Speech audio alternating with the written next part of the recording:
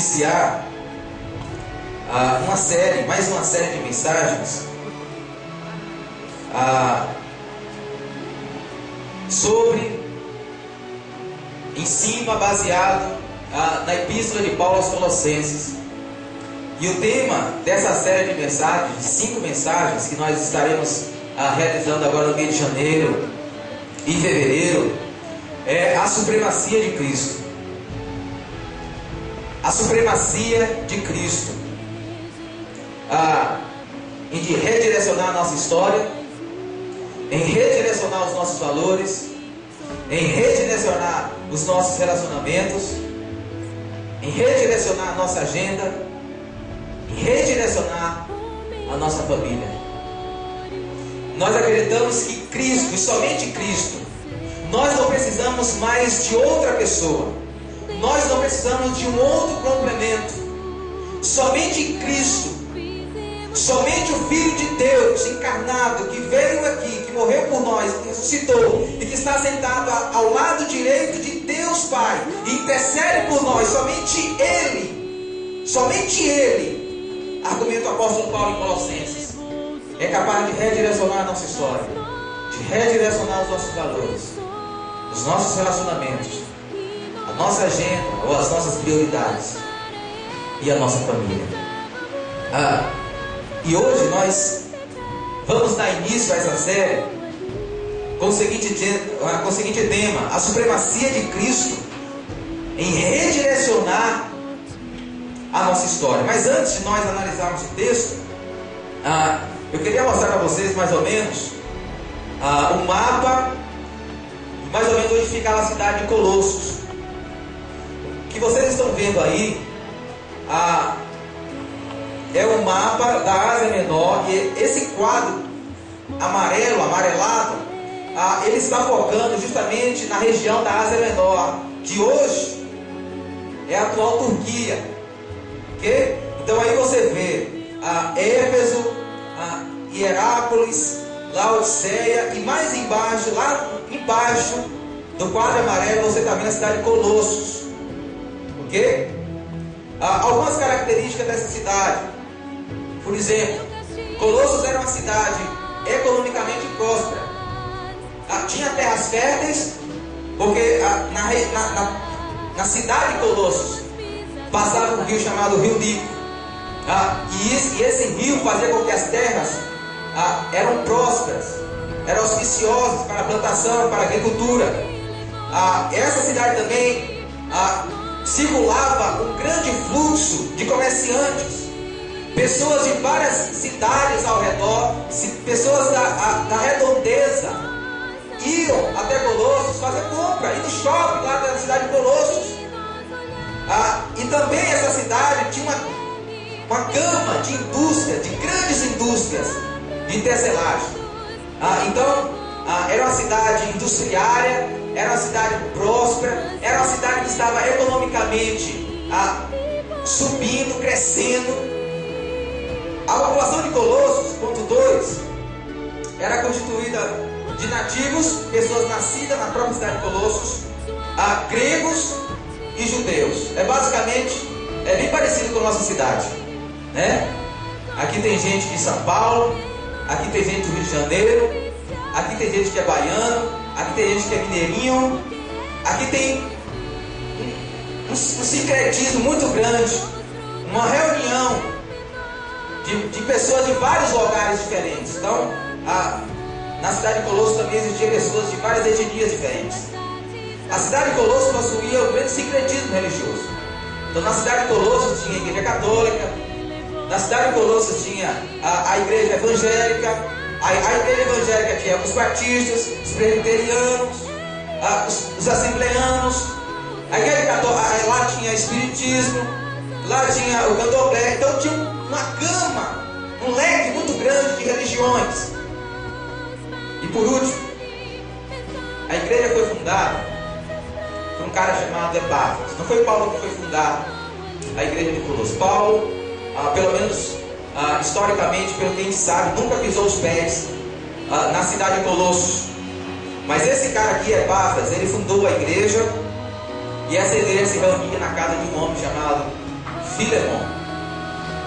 Paulo, quando decide escrever essa carta aos Colossenses, ele recebe a visita. Paulo estava preso na cidade de Roma, volta de 60, 64 da nossa era, e ele recebe a visita de Epáfras, e Epáfras chega até Paulo dizendo a situação da igreja, os problemas que a igreja estava enfrentando, as dificuldades que a igreja está enfrentando. Então Paulo, preocupado com isso, resolve escrever essa epístola, que é uma epístola pequena, 4 capítulos. Então a sua atividade de casa agora, nas próximas semanas, é estudar a epístola de Paulo aos Colossenses. E essa carta você vai descobrir que é uma carta riquíssima e completamente atual. Ok? Tendo em vista isso, essa introdução, vamos para o texto. Então, se você quiser abrir a sua Bíblia, fique à vontade. Se não quiser, acompanhe aí no telão. Colossenses 2, versos 13 a 15. Ok? Colossenses 2, versos 13 a 15. Vamos ganhar um pouquinho de tempo. Vocês vão achando aí, eu vou lendo. Diz assim a palavra do Senhor: quando vocês estavam mortos em pecados e na incircuncisão da sua carne, Deus os vivificou com Cristo.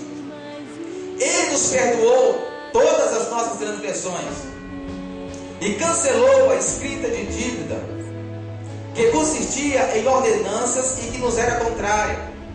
Ele a removeu pregando-a na cruz, e tendo despojado os poderes e as autoridades, fez deles um espetáculo público, triunfando sobre eles na cruz. Amém? O primeiro ponto que eu gostaria de trazer à mente dos irmãos é o direcionamento da história humana.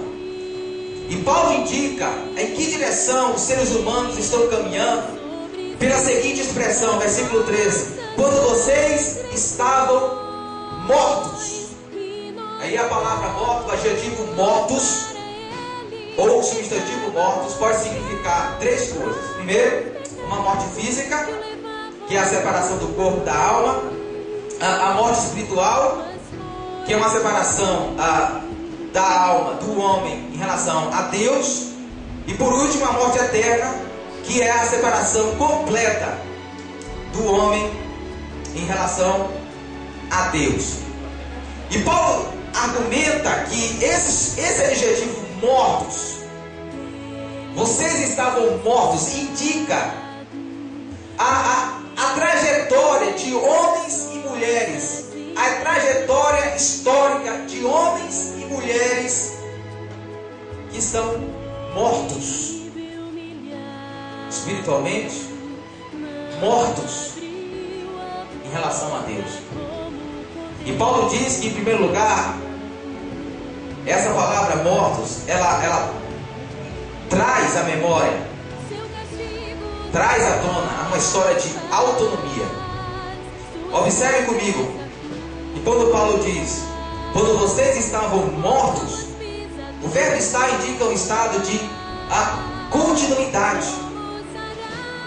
Paulo não está dizendo que essas pessoas foram mortas ou estavam mortas por um pouco período de tempo, ou mortos por um dia, ou mortos por uma semana ou um ano, por um curto período de tempo. Não, o que Paulo está dizendo aqui é que essas pessoas viviam dessa forma. Elas viviam mortas, elas viviam um estado de autonomia em relação a Deus, elas viviam um estado de independência em relação a Deus, elas viviam de tal maneira que não consideravam de suma importância a pessoa de Deus para as suas vidas. Elas viviam de uma maneira, elas tinham um estilo de vida que não necessitavam da presença de Deus. Elas viviam diferente a Deus, elas viviam de maneira independente a Deus, elas viviam de maneira autônoma de Deus. Deixa eu ilustrar isso aqui para você. Quando a gente quer cortar um relacionamento com uma pessoa, que a gente não quer mais contato com aquela pessoa, o que a gente diz? Fulano morreu para mim.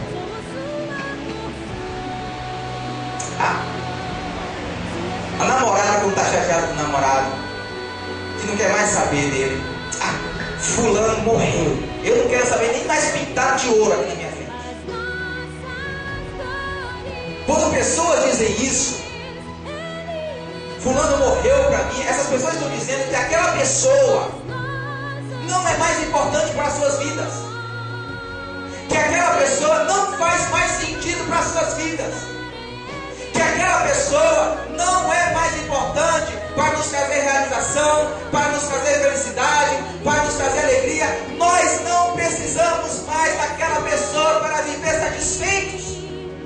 Por isso nós dizemos, aquela pessoa está morta para mim. E nós fazemos isso com o namorado, nós fazemos isso com o pai, com a mãe, com os filhos. Tem pessoas que fazem isso com amigos, tem pessoas que fazem isso com vizinhos, com colegas de trabalho, e tem pessoas que fazem isso com Deus. E a pergunta que eu deixo aqui, mas esse não foi o estilo de vida que Adão e Eva escolheram? Esse não foi o estilo de vida de autonomia que os nossos primeiros pais escolheram? E aqui eu trago à tona 3 passagens do livro de Gênesis, para a gente entender um pouquinho. Gênesis capítulo 1, versículo 27 diz o seguinte: criou Deus o homem à sua imagem, a imagem de Deus o criou, homem e mulher os criou, Deus os abençoou, Deus os abençoou. Disse Deus: eis que lhes dou todas as plantas que nascem e toda a terra e produzem sementes, e todas as árvores que dão frutos com sementes, elas servirão de alimentos para vocês. Capítulo 2, verso 16 e 17. E o Senhor Deus ordenou ao homem: coma livremente de qualquer árvore do jardim, mas não coma da árvore do conhecimento do bem e do mal, porque no dia em que der a comer, certamente você morrerá. Em outras palavras, Deus manifestou a sua graça na vida de Adão, na vida de Eva, ao criá-los, ao colocá-los em um jardim próspero, ao colocá-los diante do jardim que provia todas as suas necessidades. Deus os abençoou. E o que Deus queria é que eles vivessem de maneira confiante na palavra de Deus, vivessem na fé na palavra do Senhor, vivessem independente daquilo que Deus queria para a vida deles. E no finalzinho do versículo 17, Deus diz: não coma da árvore do conhecimento do bem e do mal. Por quê? Porque no dia que vocês comerem, vocês morrerão. A árvore do conhecimento do bem e do mal representa a proposta de independência em relação a Deus. A árvore do conhecimento do bem e do mal representa a proposta de tirar Deus das nossas vidas, de não se satisfazer em Deus, de não querer depender de Deus, de tirar Deus da nossa história, de tirar Deus das nossas vidas, de declarar para Deus: eu não preciso de você. Capítulo 3, verso 1. Ora, a serpente era o mais astuto de todos os animais selvagens que o Senhor Deus tinha feito. E ela perguntou à mulher: foi isso mesmo que Deus disse? Não coma de nenhum fruto das árvores do jardim? Respondeu a mulher à serpente: podemos comer do fruto das árvores do jardim, mas Deus disse: não coma do fruto da árvore que está no meio do jardim, não nem toquem nela, do contrário vocês morrerão. Disse a serpente à mulher: esse Deus é brincadeira. De certo vocês não vão morrer. Deus está mentindo para vocês. Deus está enganando vocês. De certo vocês não vão morrer. Deus sabe que no dia em que dele comerem, seus olhos se abrirão, e vocês, como Deus, serão conhecedores do bem e do mal.